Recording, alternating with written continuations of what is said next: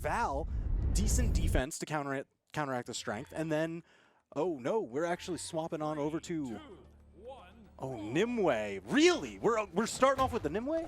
Okay, so changing things up and also completely swapped. So no Teros at all either. We also have the Tori on the other side, so things are changing off the start. It's Winter Championship, man. All cards are off the table. And you know what? Sometimes if you want to be able to get that W, you got to pull out those crazy pocket picks to change things up. And having the consistency of Sword versus the Orb is going to be pretty good because you have the ability to get those free KOs off of D-Light recovery, but you also have to watch out for the spacing of those side lights to get that Sarah from Orb as well. Uh-oh, swapped over to the Spear. Now definitely a range advantage here, at least on the horizontals. Just because that Spear's got so much extra reach, Bruxo's going to have to find his way to get in. He sets up the corner guard, has a slight damage advantage. You see him fishing with those signatures, but it's not going to be enough to knock out just yet. Exactly, and if you're talking Spears, you're talking South America. This is one of the places where you see the double D-Light into GC, like just being able to get those, but right there, the way that he's pressuring him off stage, what are you going to do? You're getting by the recovery. You see Neuz just trying to get an opening, throwing in the weapon toss. It's already looking pretty good damage-wise here, but who's going to be the first one to net the KO? Getting that D-Light there, looking like damage, getting racked on pretty easy here for Neuz. Oh, wow. Got the grab to cancel down light, but wasn't able to get the ground pound. Didn't believe in it with the platform placement, went for the recovery instead, but it was slightly too wide. Oh, big read right there, calling him out after you saw the whiff attempt coming in from the D-Light, trying to catch Neuz on approach. And Neuz is actually doing a pretty good job of playing mid-range, kind of hanging out a little bit out of the comfort zone of Bruxo. And I think that's actually working pretty well for him at the start of the match. Yeah, I think the hallmark of that first stock, it's in the history books, it's going to read, perfect dodge out. That would have been disastrous for so much damage on the table. Spear, you can't let it get that basic ground strength started because it's just so much damage every time. Yeah, and still no KOs here, but does catch him with the unarmed recovery, getting the KO off the top there. It was eventually going to happen. You use so many resources to get finds the KO, but back to even here. I'm glad he was able to score the knockout there, just because I was worried with the way that first stock went, trying to find those signatures, the strong hits, wasn't able to do it, and that's what let Neuz take the advantage, take the lead, score the first knockout, was getting punished for trying to find your knockout moves, not being able to get them.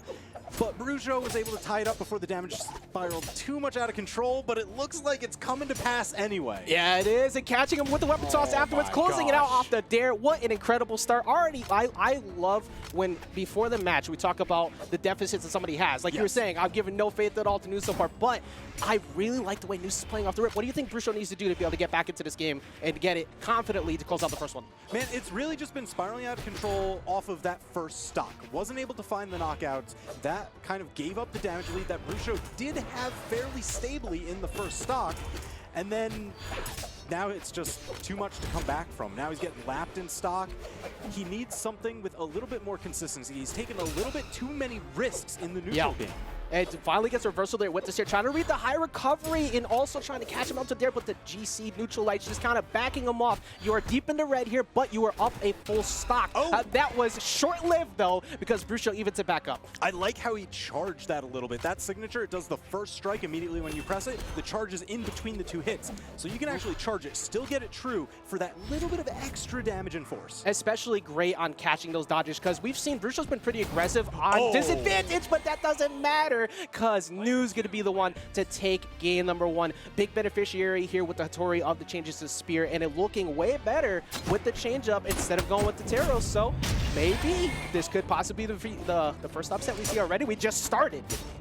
Yeah, so this is the thing, you know, it's anytime that you take a lot of those risks in neutral like Bruxo was doing, Neuz, even if they weren't in perfect position, playing this Hattori with the high speed gives you the opportunity to actually close in and score those tags. Now, do you think we stay here on the pick, or do we see the switch up back over to the Val? If this is what the practice has been, I mean, sure, but I would swap it. Honestly, with the way that first game went, that was an experiment. That's not the one. Hypothesis, null hypothesis, let's go something else. Sometimes, like, you just call a spade a spade. Like, you lost the first game, and it also, it could be a confidence move because, like, you go in with that set count in favor, and you just got out damaged the way that you saw Neuz. Just like, it wasn't even just sword. He had that he was spacing so low with Spear, never really overcommitted on any side lights, and we didn't really see a lot of D-lights either, which I was expecting to see a lot of jump call-outs with. It outplayed him, grounded, but we're seeing now a switch up to Apocalypse, and yeah, the swap over onto the Asuri, so we're trading pretty much everything out of there. We've got the Katars on deck, and I like this for the map pick of Apocalypse as well, just because we're swapping over here. There's not going to be that soft platform hanging over the edge, so it's a little bit more dangerous off stage with those shorter walls. And Asuri has one of the best signatures in the business, two of them actually, for just dunking you down and ending stocks early. Yeah, if you want to play that spacing on me, I'm going to chase you down. That is like such a good zone break base character with those Katars, like we're seeing right now, and just keeping them backed up, trying to keep them in the corner, and it's working so well already. But does go for the high recovery and reversal. Do you get it? Come on, heart in my throat. I was like, don't let that damage lead just evaporate instantly. Does still no K off the top either with the recovery. Yeah, now you got to watch out for this landing here. This has been excellent routes, but he just could not touch the ground. The disadvantage state was incredible in favor for Bruxo there. Yeah, Sword really good at knocking people upwards. The Nair, fantastic air-to-air for the anti-air. The recovery, one of its best knockout options. You did see it did take a little bit longer, though, because Apocalypse has a very tall ceiling. So something with horizontal knockout options, like the spear on Neuz right now, could actually outpace it. Yeah, I actually like what Neuz has been doing a lot already here in the second stock. We're seeing a lot more attempts at trying to read chase dodges instead of just committing straight to the string, because you need to figure out where is Bruxo comfortable right here. He hasn't really committed to any type of defense out of when you've gotten a hit. So do you finally find that bait? He still gets the KO though, even with the spear, had to give it up. Yeah, this is phenomenal for Bruxo. Lapping in damage now, and Hattori, a pretty squishy legend, only 4 defense. So it's like, managed to score the knockout on Bruxo, tie up the stocks, but the damage is anything but. Yeah, but luckily GC D-Light into recovery is always going to be that consistent KO you need. Now you need to establish dominance in neutral game. You have the weapon star, but for how long before Bruxo gets it back? Here we go. And Bruxo already swinging, wasting no time after that too. It's like, I'm not going to let you get tempo control here. Yeah, it seems very happy to just keep going for knocking up into the sky. I like this side air just because it sets up the horizontal knockout. Uh-oh, stuffed recovery. Wait a minute, scrapping off the side. And just like that, Neuz stole away the lead. That is a massive stock in favor for Neuz, because you were talking about how Bruxo was keeping him in the air, and he had such a hard time consistently landing, so you steal away a stock on that on the left. Now Bruxo can't freely do that as much because every trade they take is in favor of Neuz. All right, so that's a few times now we've seen the interaction where Neuz stuffs the recovery of Bruxo. Bruxo, very quick to let loose with that heavy attack button, really wants the knockouts, the power, the damage, everything that comes with it, but Neuz is just a little bit faster with his attacks. You see those orange sparks come out, and that's where you get dangerous. So few options off stage. Again! Going all for it, up a stock, it was counter worth. Did you get the wall touch? Yes, he does. Gets back, but gets punished for it. I like the attempt, though, because you got it before. You got such a large lead, but not looking too hot now. Bruxo can make it back, but Neuz is looking so good. Yeah, this is going to come down to like some crazy off-stage interactions, just because they've both been happy to fight off of there. There have been crazy stomp outs, the stuffed recoveries, but Bruxo, if those Katars actually get their engine working, they've got the win. All you need is that one read with that dare, just chase sweat him all the way down. drops, options dwindling, oh my gosh. Get the wall touch, yes. You do, deep in the red. You have to watch out here. Trying to catch a big read, but did not get it. Yeah, had the right call. The timing was perfect. It was just a question of face left or right. Were you going to dodge through or dodge in place? Now both of them, we're pretty much in the D-Light recovery range here for Neuz if you get it off of near the platform there. But this is getting this is actually dead even, and Neuz tries to go for the big play. The 3-piece. But dodging out, punishes the signature with the side air, swaps over to the Katars, has the edge guard. No! Neuz saved his dodge just to get through. Neuz trying to catch the jump off the ledge, just staying grounded, not trying to commit, not trying to get reverse edge guarded. That's going to take it out off the top, and Bruxo brings it back. After that incredible edge guard we saw on stock 2, I definitely thought Neuz was going to be able to kind of run with it, because you were up a stock, you had the ability to take trades and work it from there. But that last stock couldn't really find those engagements to get that damage back up, and then it just went to even at the end. Not even so much panic, just Bruxo just kept his composure. Yeah, Bruxo definitely stealing victory from the jaws of defeat there. And I think it's going to bode well for carrying this Asuri into the next game, further into the set, because you're right, that was an absurd edge guard that just cut the stock short without being able to get anything done on it. So this was effectively a 2-stock victory for Bruxo outside of that crazy interaction. Yeah, and I for the way that the set has been going so far, we already saw one counter pick off a character. I don't think we should see a switch. 250 damage difference. Now, even with the damage diff, that was so close because of that incredible Yeah. offstage presence. Oh, so yeah. I think if, you know, like when it comes to this counter pick here, you want to make sure you're keeping that stage small because you want that offstage game. Because if you get a wide stage, it's not going to work. It's not going to work out. It's going to definitely work out in favor of Bruxo. I love these stats. So much more average damage per engagement, 50 versus 31. The accuracy just about the same. Over 51% accuracy for Bruxo, just finding every single hit. And that is just incredible because of the fact that you're able to keep it close. That basically says if that edgeguard never happens, I win that game every time. Now, the switch here to Demon Island, a little bit wider, a little bit more room, but way less spots to hide out on the side. I think that's going to work out well for Neuz, but it's going to be harder for Neuz to win these neutral engagements because look at the defense from Bruxo right there. Just stays back, knows it's not safe at that time. Yeah, I think Bruxo's been getting better and better at kind of finding the pacing that he needs to go toe-to-toe with Neuz here. As long as those edge guards get cleaned up a little bit, because you've got the toolkit for it, but every time it seems like Neuz is just a little bit quicker on the draw, the stuffed recoveries. Every single time when we are looking at a dominant like engagement win for Neuz, it's off stage. And I think that this this pick here is going to work so much better. And now this is a crucial spot too, because this is game 3. You need that counter pick advantage going into the follow-up. How many? My How God. many times? How many times? We don't have that many stuffed recovery effects in the game. You're gonna run out. If it ain't broke, don't fix it. Keep it going. It's just classic. Keep that defense, keep that pressure up. What can Bruxo do? Like this, you should be winning center stage, but Neuz just keeps hiding out on the ledge. I'm already deep in the red. You come fight me so I could possibly snipe a stock out. Yeah, I mean, hey, it's been working out. There's a solid damage lead. Bruxo's basically in the knockout territory. Even though we've kind of proven time and again, Neuz doesn't even need the damage to score these knockouts. Yeah, like it's crazy. That gets in your head too because you're outplaying in neutral overtime time and time again. But trying to go deep off the top, finally catching one of those D-lights that we've been looking for repeatedly. Couldn't get the KO with the recovery off the top they were looking for, but do you get the bait off the ledge? No, just kind of backing off on arm, not really worth that engagement. See, that's Neuz's trick. He's like, yes, you're taking one from my book. Try to pull me off stage? No, I know better. That's mine. I'm loving it now. Now look at like the difference here. What are you seeing in the difference of Neuz now in center stage that we weren't seeing in those previous games where he was keeping it close because of the edge guards, but he's actually kind of keeping it close even here in center and still keeping up that pressure off the side. So much pressure. I feel like every time that they're around the corner, we're going to see those orange sparks. Bruxo will be swinging with the heavy button every time. I'm at a loss for words, man. Like it's you really need, you have to get Neuz away from the corner and outplay him in center, but especially here with sword. You're gonna be able to out damage him pretty consistently. But what a call! Getting the ground pound, but does not get the KO. Gets looking for the high recovery. Neuz gets by on the big read attempt. This could cost him. Oh man, really goes for it. You see Neuz every single time in these air engagements, goes up, spends everything that they have. You're going to see those sweat drops time and time again. And I think that's been a big pacing change that has given Neuz the advantage in the neutral here.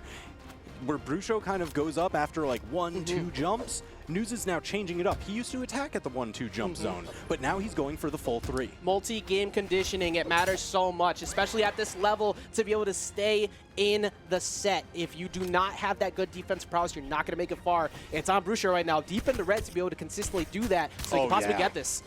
It's already starting things off hot, but does not get anything else. Trying to look for a deep recovery there. Still no KO off the top. Yeah, thanking the lucky stars for Demon Island being yet another stage. Very tall ceiling. Short wall, tall ceiling seems to be the theme for the set. Hey, when it comes to Neuz, like, look, survivability for you is fine, but I'm going to send you straight down. And this is actually very brutal. It works so well, too, because the majority of the time you're looking for those KOs off the top with the Katars, so it just works out in favor. Look at the defense between these two right now. Nobody's trying to swing. Yeah, I mean, this is neutral footsies, right? They are just looking, one of them is about to get knocked out. Oh, no. Oh, no. Oh, no. I was going to talk about how he could turn it around, but that was too quick. All right, look, okay. All right, hear me out, okay? All right, what if I was big brain planning this, and before the match, I already dropped the commentator's curse so I can get the upset? I see. And not look like a total So you're gaming it all outside the game. Yeah, absolutely. Yeah, you're metagaming the metagame. Yeah, absolutely, yeah. Nobody can prove me otherwise. Genius. Yeah. Actually genius. Yeah, so Neuz is making this set very interesting because pre-game, looking at this, it was definitely looking like it was not going to be very close just because of history, but it is the start. And when you have those type of set counts too, you're looking at it and going, what do I need to do differently? Like, I don't want to keep losing to like somebody who's been getting these W's on me in bracket. And we are seeing massive changes. And whatever Neuz was studying is working incredible. And that was an incredibly close game too. Only 559 to 511. Like, that was just... It was just able to find it. Neuz had way more efficient knockouts. You can see it in the signature accuracy there, but also it's just the nature of what attacks were hitting where. You know, if you hit like a dunking signature on stage, it's going to bounce. There's not enough knockback. We saw that with the guitar down signature, just because it's got the slight downward angle, so then, bounce, not enough to reach. Whereas Neuz, ground pounds off the stage to stuff your recovery, that'll knock out every single time. Don't care what the damage is. Yeah, and a stat that doesn't show up on that graphic as well is the defense that Neuz had off stage. Because every time that Bruxo actually went out off after him, we saw multiple times where the dodgeries was just on point. Actually went under the stage twice and didn't get hit. So like that is so crucial in playing. The number of times the sweat drops. Neuz, and on the back half of that game, once the adjustments were dialed in, you saw Neuz constantly spending all the jumps and the dodge. Sweat drops coming out. He had no more options. If you could just tag him, snipe him there, it's basically free stock. Yep. But Neuz just managed to thread the needle every single time. The movement's so on point. My confidence is so high that I'm going to force you to guess right now to get the win. But we're going to see a switch one more time. It is potentially winner's side life of the bracket as we get into game number 4. Oh. Okay, swapping over. We got an axe on the stage. It's got the range to rival the sword, but oh my god, we had an axe on the stage. It disappeared rather quickly. Yeah, that's the classic. You know, sword, you just keep cycling between down air and ground pound. Oh, finally! We finally see a double D-Light. D-Light is the GC D-Light, Sarah. They love it, and they get it so consistently. That's something we're going to see out of Fiend later on today, too. But finally pulling it out here, especially up 2 games now, that is just going to mentally tax Bruxo, who's currently down so much in this set. Yeah, here's the thing. You can see the confidence starting to show from Neuz just even more. It's like, yeah, Bruxo's getting a little bit of damage there, but Neuz sticking so incredibly close. And they've got spears. They can fight from range, but Neuz was hanging out right between. It ended up costing him there, but he's used it in the past games to really just rocket himself ahead. That was such a dominant factor comeback from Bruxo. While we were talking about that, Bruxo barely got touched. As I talk about that, Bruxo might not be able to make it back. Does get the wall touch, but immediately dips down and away to avoid the ground pound. That was very smart on the route he took there. Oh man, not able to get anything more than single hits against Bruxo, but Neuz has won like 4 engagements in a row, so that's adding up. Bruxo, again, I hate to say this, but finding themselves having to make a comeback once again. And something you did say at the very beginning of game 1 was Bruxo is a big fan of charging Sigs to find those KOs off the defensive reads. Neuz isn't falling for it as much anymore. Not to continue to like keep pointing out how good Neuz has been playing, but he's not falling for the baits that you need at this point. Yeah. Oh yeah.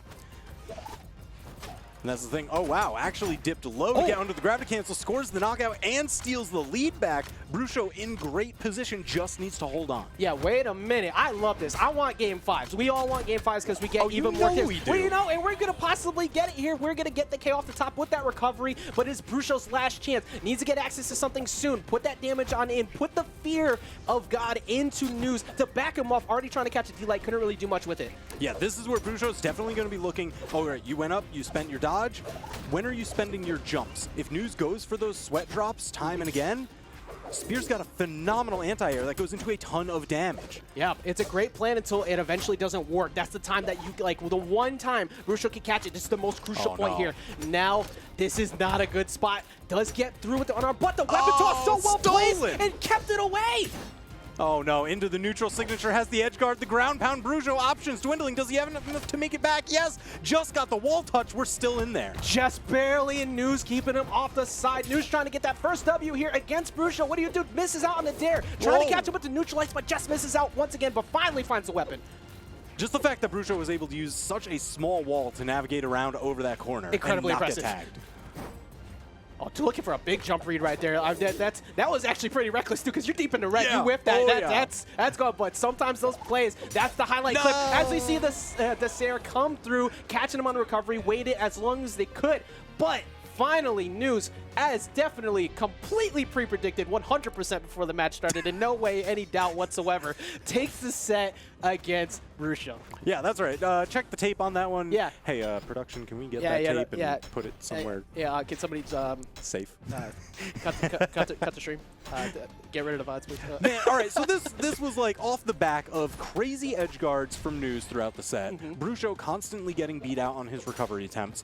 And I'm going to say it, Neuz adapting to the